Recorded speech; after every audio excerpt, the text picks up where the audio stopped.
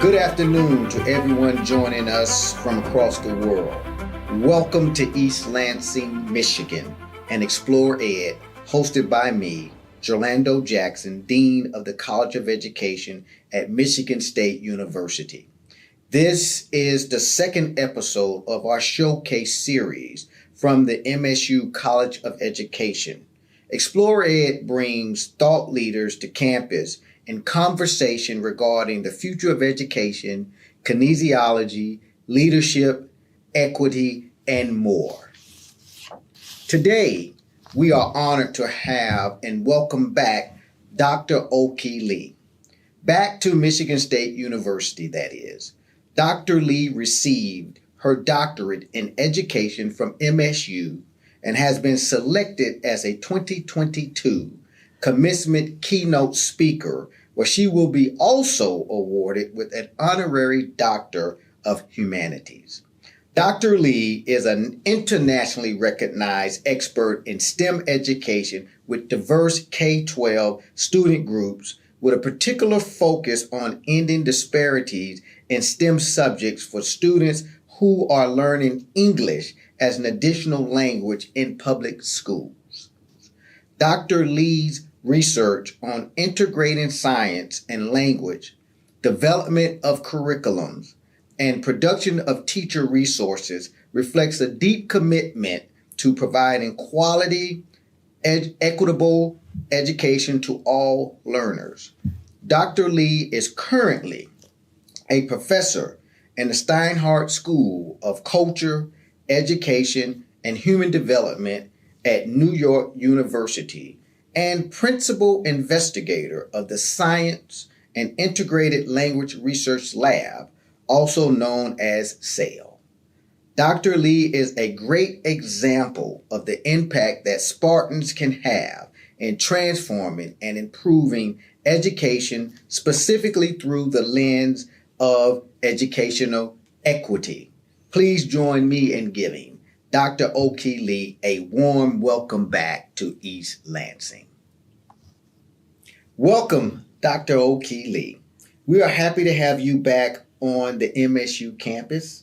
For those who do not know your background, you grew up in South Korea and decided to move to the United States to study education in a PhD program here. Can you tell us a little more about what motivated that decision? When the airplane landed on the Lansing airport today, I was in tears as I look back on when I first arrived on the MSU campus on August the 2nd, 1984. So that was when I was turning 25. But MSU is a home in my adult life, so I'm coming home, and it meant a great deal. I came here to get my first doctoral degree that I studied in 1984, and I'm getting a second degree in 2022, so I must have done something right.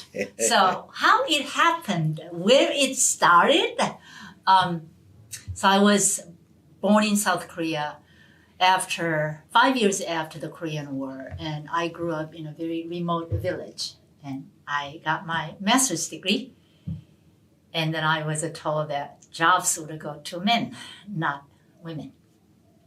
And I couldn't think of any other option of either become the wife, mother, and grandmother, or someone who is working and then become a spinster. And I thought neither was unbearable to me. So I decided to come to the U.S. And here comes the story of, so it wasn't like the grandiose vision of what I wanted to do in my life.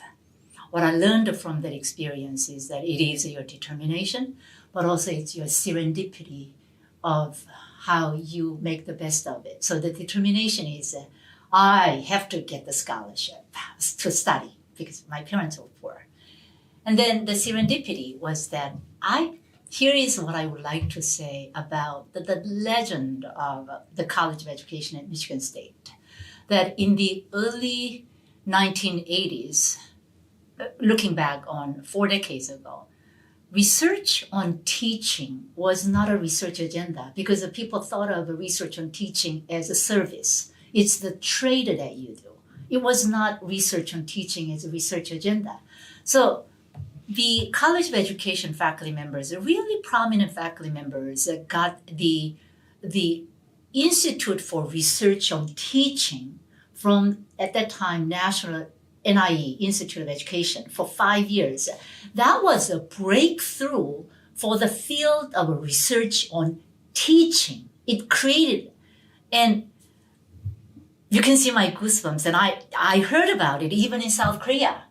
So when I applied for 5 doctoral programs, all in Midwest, Michigan State was one of them, along with several other strong competitors. So all right, I will have to say it, and you can cut it and all that, but I will say it. This is why it's so important that in February of 1984, I got a call from then Dr. Andy Porter. He was the co-director of the Institute for Research on Teaching. And the other co-director was the late Jerry Brophy. So you had 2 legends, one in measurement and one in motivation, the learning. And Andy Porter called me and he said, hello, this is Andy Porter. And I said, Dr. Porter, the co-director. And so he said, I'm very delighted that we would like to recruit you as one of the 5 research interns that you applied for. And I was thinking, me, an international student, as one of the 5 doctoral research interns recruited? And you can see but then I said, thank you so much, Dr. Porter. I will think about the offer and I will call you back in a couple of days. And I did. So even then, the Michigan State College of Education was known internationally with the groundbreaking work of the Institute for Research on Teaching. And I was the second cohort because the Institute lasted for 10 years. So I'm really a proud alum of Michigan State, College of Education, but particularly Institute for Research on Teaching. That gave me the scholarship. And that's how it started. And then the Institute for Research on Teaching for 10 years led to research on teacher education. So when I think about the field, research on teaching and research on teacher education were all born at MSU and the College of Education. And it was just legendary. Your story is inspiring on how you were motivated to get here and you got here. And can you share, you accomplished a great deal after arriving here during your time. In what ways would you say the learning environment and culture here at MSU and the College of Education helped you to develop as a scholar and inform the work that you do? So as a scholar, when I first arrived, I came to Dr. Porter's office on the 2nd floor as a co-director of the Institute for Research on Teaching. Everybody knew IRT in the field because it was such a legendary, groundbreaking. I said, I'm your responsibility, Dr. Porter, because you recruited me. So I was humbled that I thought I was one of the 5 research interns for that cohort. Then later I learned that, I was the only international research intern recruited by the Institute for Research on Teaching. So apparently I was a sensation. So I will say something about both professionally and personally. Professionally, the main thrust of the research on teaching, the Institute for Research on Teaching, was interdisciplinary. We had a legendary scholar like Jerry Brophy in learning and motivation. We had Fred Erickson, who was in the ethnography education. And then there was a discussion of Vygotsky from the beginning of it. So around all the disciplines that there were, the main motivation for the Institute for Research on Teaching was not only disciplinary knowledge, but also it's an interdisciplinary knowledge. And the person who created the Institute for Research on Teaching was Lee Schulman.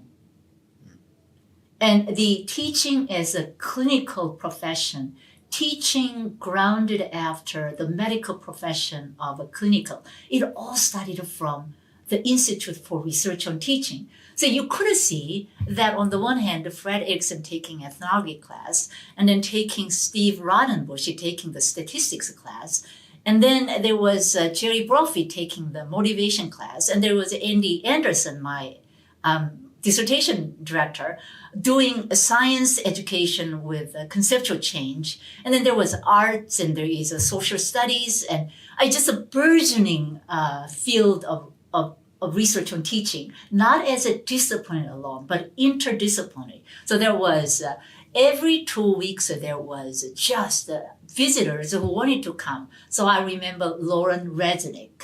I remember Jean Glass. I remember I cannot even name all those people. And I was always pinching my head. Am I here or what? Is it real? Is it real? And I was surrounded by. And the real motivation for me at the Institute for Research on Teaching was that just being surrounded by these really good people, I may become close to them in my lifetime. And so it became quite real, just knowing these people. So that's professionally of the Institute. And then it also is all about the College of Education and the program so that they go together. Just the prestige of the Institute for Research on Teaching that got carried into Judy Lanier on Institute for Research on Teacher Education, and all the prominent people like Deborah Ball. And that's the time that David Cohen and Maggie Limpert and Anne-Marie Palinsar, you can see Bob Floden, the fund memories, all those legendary people all working together at the time. So that's a professional. Personally, the Institute for Research on Teaching was housed on the second floor. So I would come to the second floor. And it had a large number of staff members as well as faculty members and doctoral students and many people. And the staff members would always tease me. They just tease me. And I said, stop teasing me. And they would say, Okhee, we love you. And we just tease you because we love you. And I said, stop loving me and stop teasing me. And they teased me even more. And I think that they loved me even more.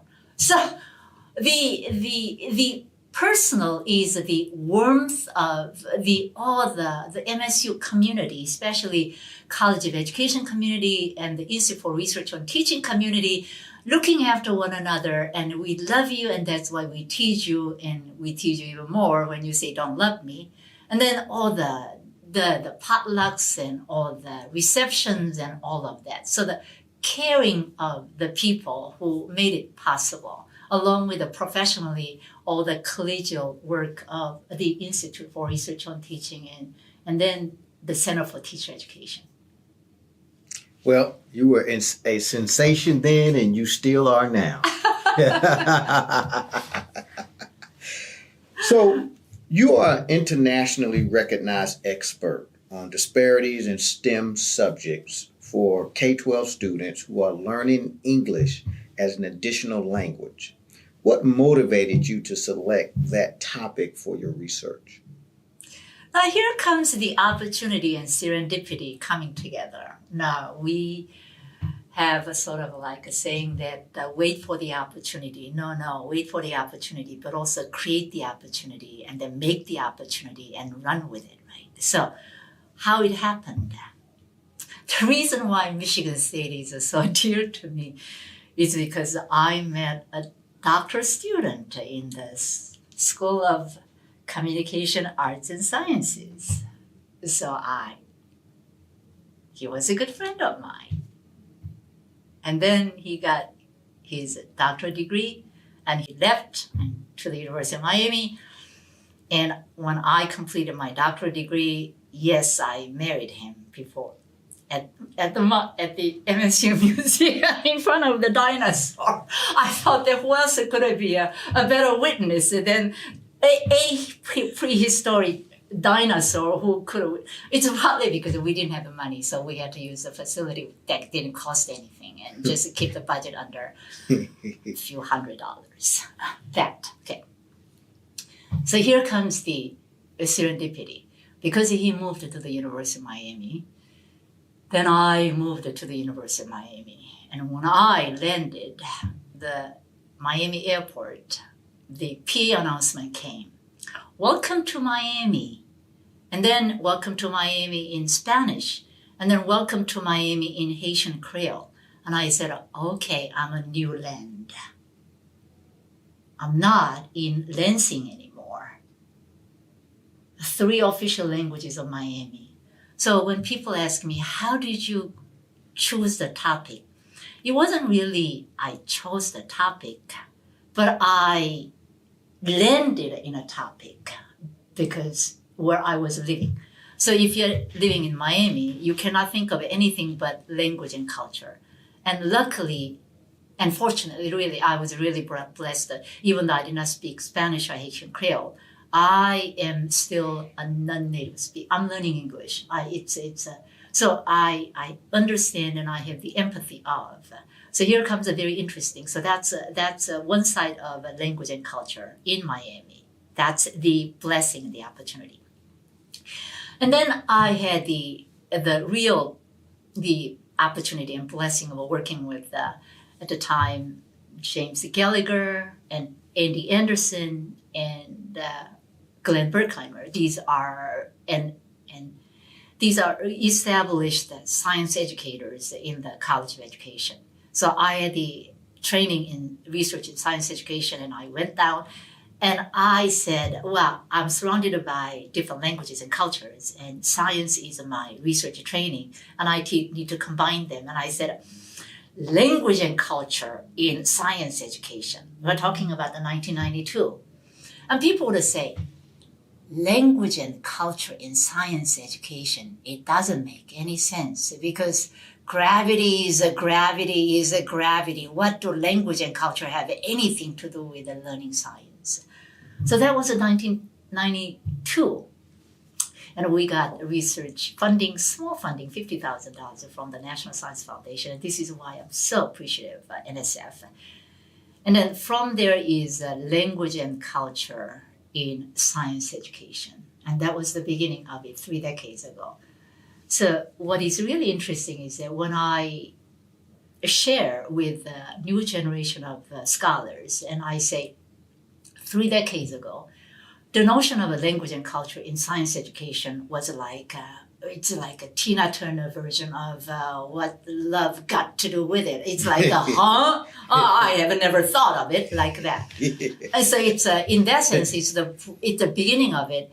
And what humbles me is in 2 ways. One is that the role of a language and culture, which paved the way for the issues of diversity and equity and justice in science and STEM education, started only 3 decades ago. Before then, it was not even like, what are you talking about? It doesn't. So things that can happen really within a just a faster moving process of that happening. And the second side of that, what I'm so grateful is that I just got in that situation. Instead of saying, I don't know, I cannot do, I said, here is an opportunity that people have not done.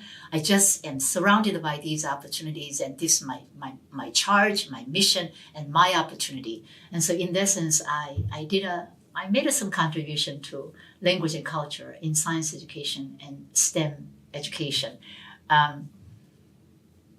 So that's how the serendipity happens and how you take the best of it.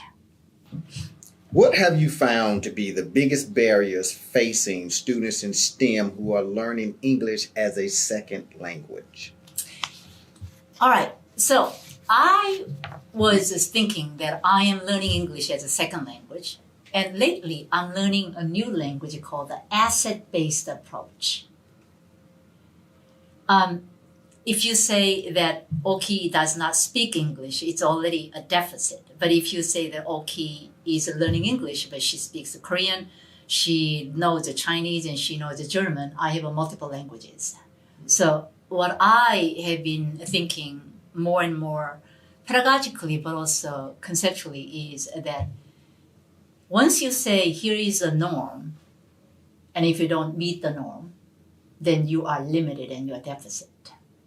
But if you say that there are multiple norms, and you bring the assets to one of the norms or many of the norms, then you are part of the community.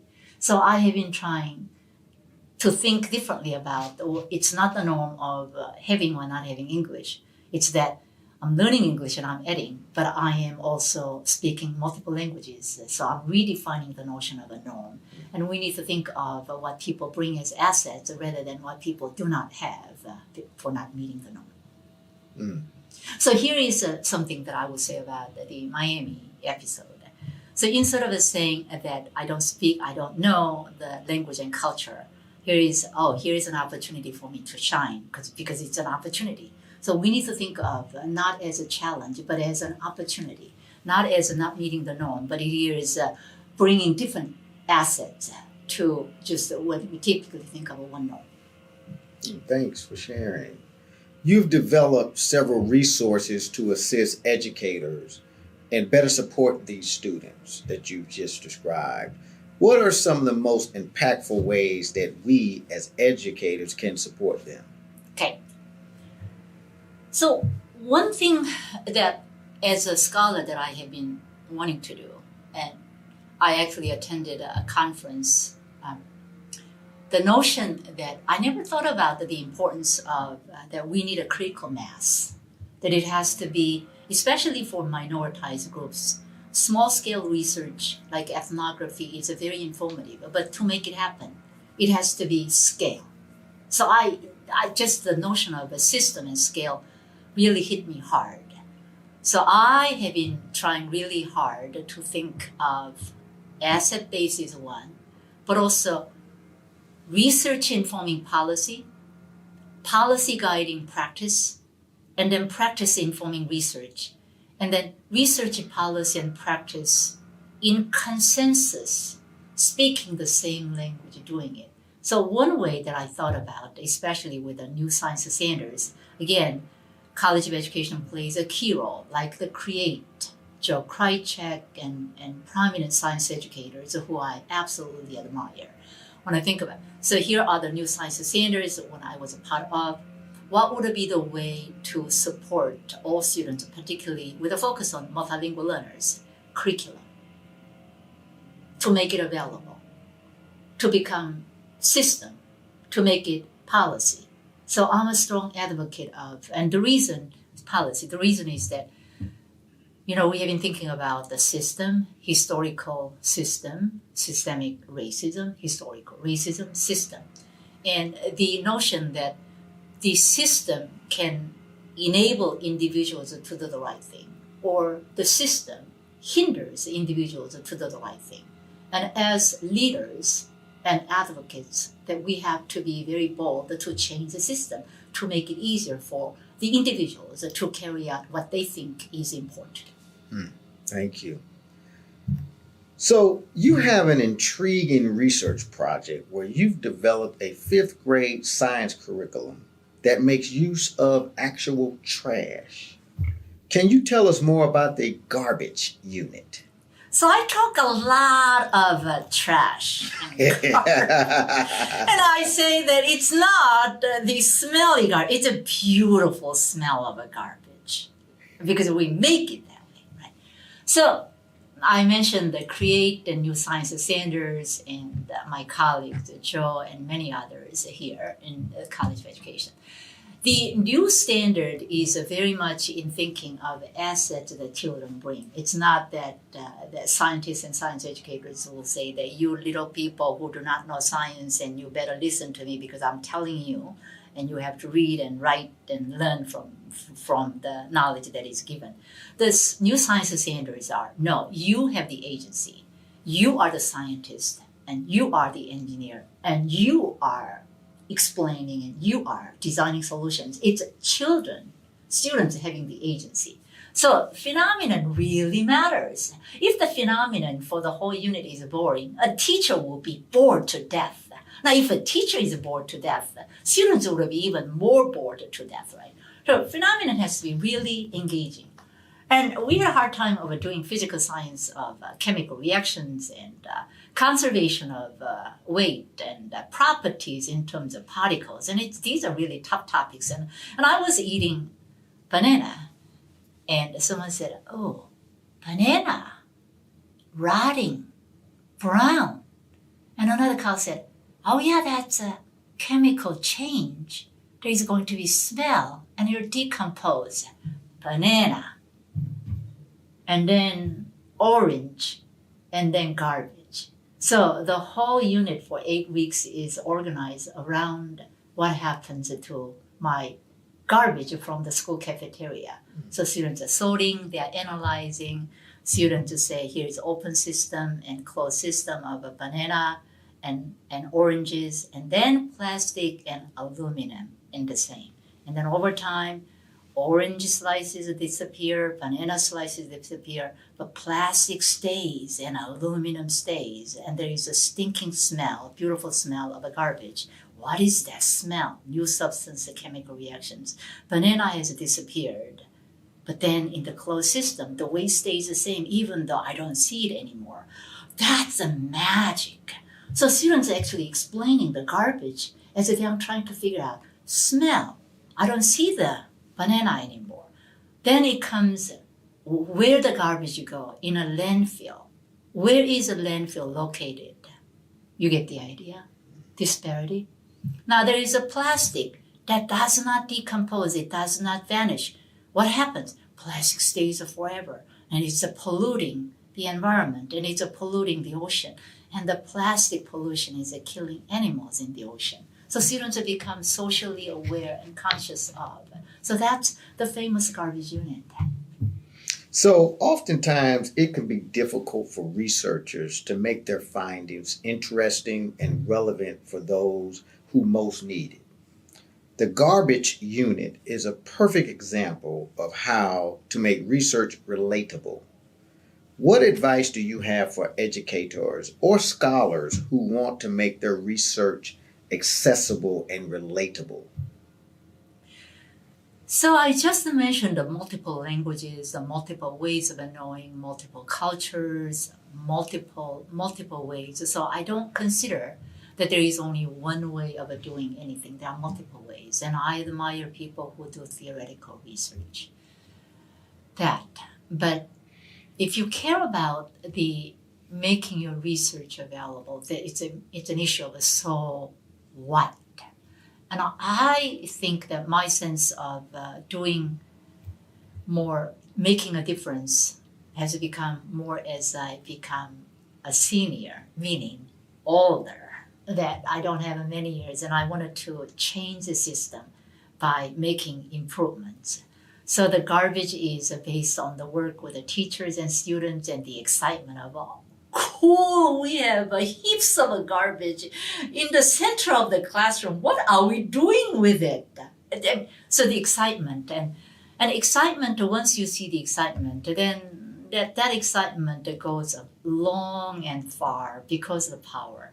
And so the garbage unit is developed in collaboration with the teachers and students with the funding from the National Science Foundation, because I was a member of the writing team of the New Science Standards along with Joe. But I also was the leader of New Science Standards for Equity and Diversity. So I took the responsibility on my shoulders to make the New Science Standards accessible and relevant and available to all students, including multilingual learners. So I took it up as my challenge. It's my job, and who else can do better? Okay, we're doing it, and with a focus on.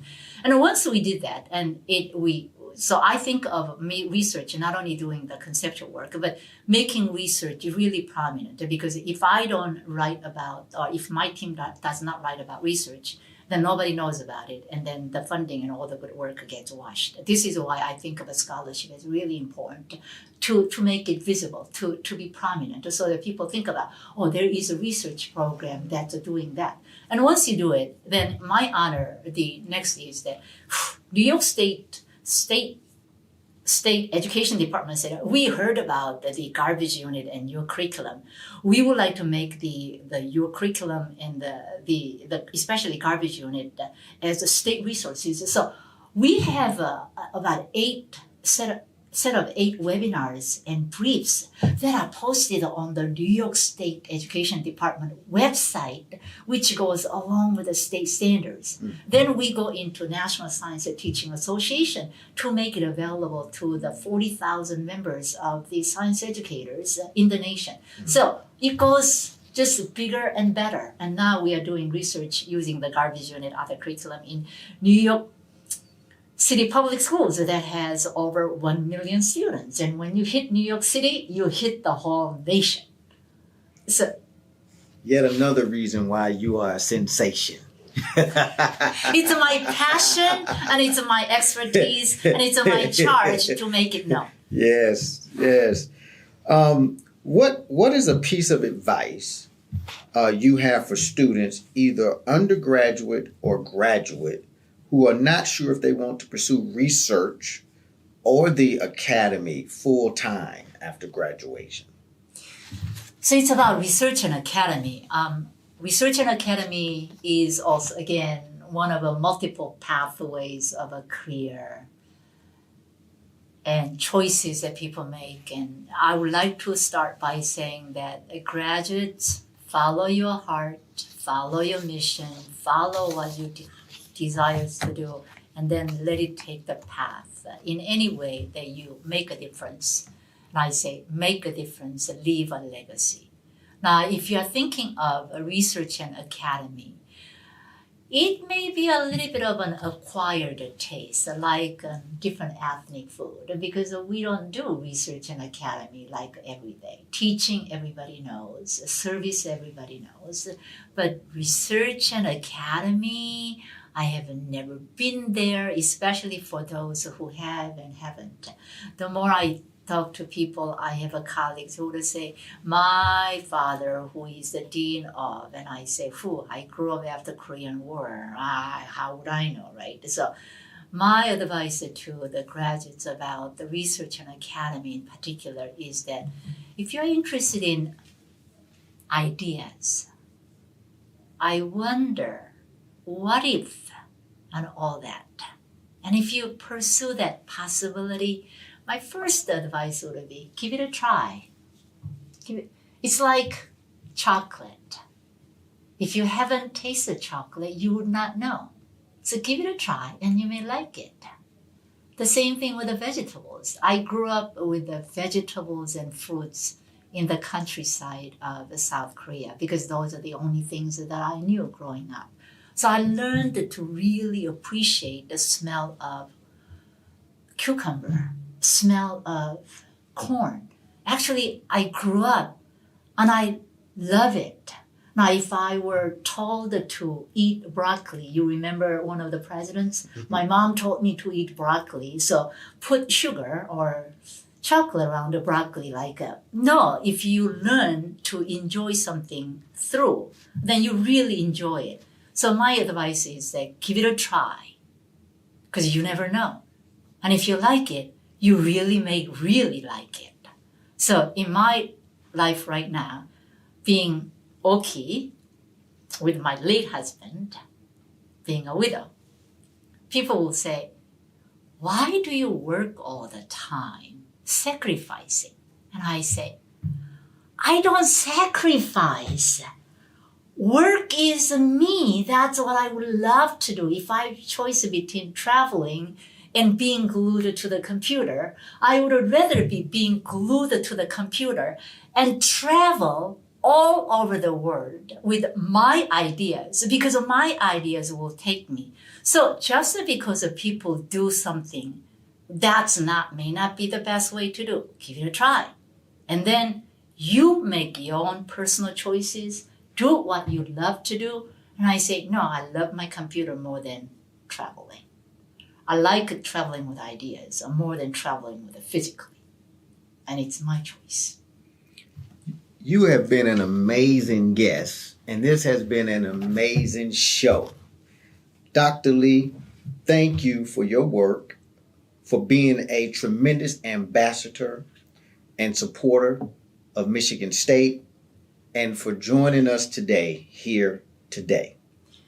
And I would like to say it's not just the Michigan State, but it's the College of Education, the legendary work that the College of Education has done ever since I have known from Korea, when I learned about that there is something called the Institute for Research on Teaching, and I wanted to get one of the 5 research internship positions so that I could be one of them. And it's the College of Education, and I consider Michigan State the College of Education, the prominence of the College of Education. So we agree. Thank you. We're in by saying, go green. Go green.